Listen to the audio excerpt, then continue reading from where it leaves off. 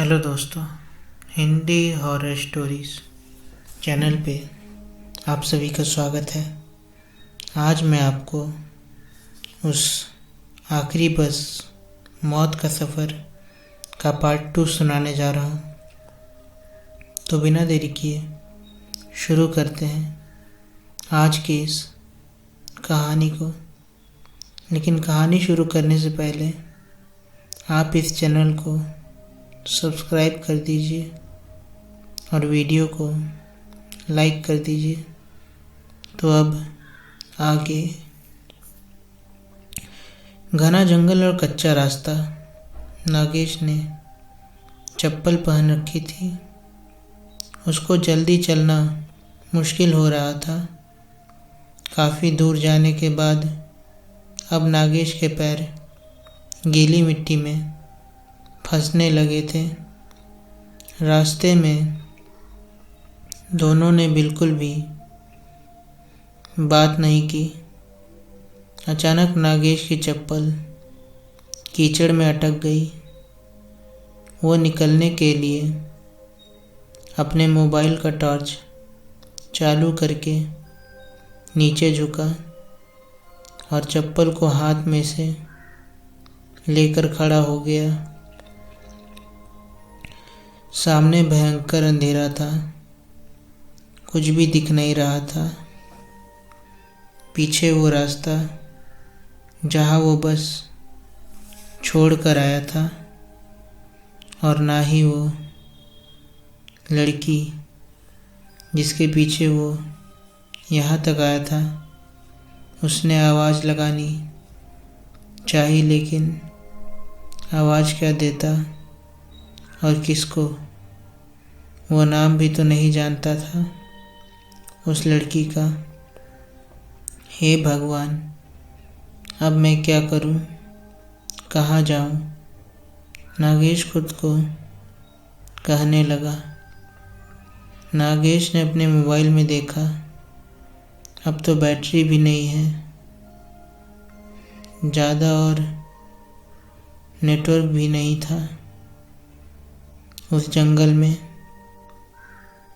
Light लगाने के लिए काम आएगी सोचकर उसने मोबाइल को बंद किया।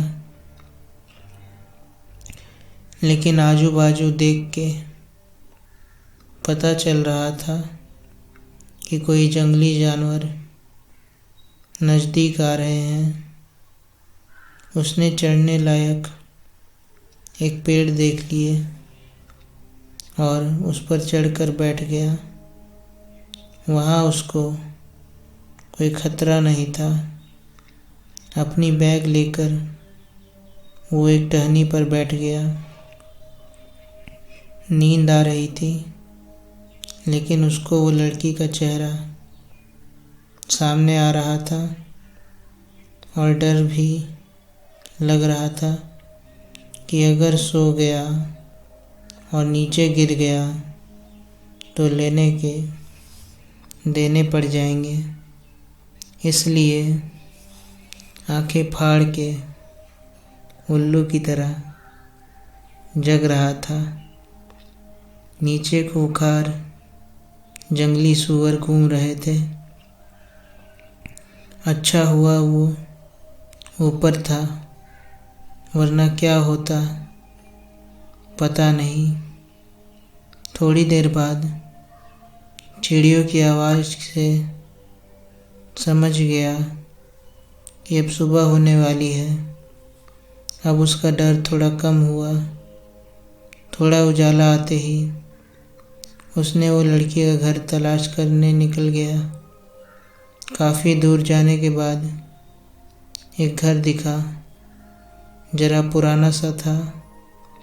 नागेश ने देखा कि अब सामने जंगल थोड़ा कम है और थोड़ा सामने जाकर देखा तो बहुत दूर कुछ और भी घर दिख रहे थे।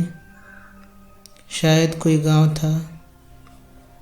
वो वापस उसी घर की तरफ आया। बाहर से आवाज़ लगाई, कोई जवाब नहीं आया। उसने खिड़की से झांक कर देखा। दीवार पर कुछ फोटो थे पुराने। उसमें वो लड़की थी जो कल रात को मिली थी। उसने कहा था उसकी माँ भी यहीं रहती है, लेकिन वो तो कहीं दिखी नहीं। नागेश के मन में से वो लड़की भूली नहीं जा रही थी। वो उसी घर के बाहर उसका इंतज़ार करते हुए रुक गया। तभी कुछ भेड़ बकरियां लेके एक आदमी आया।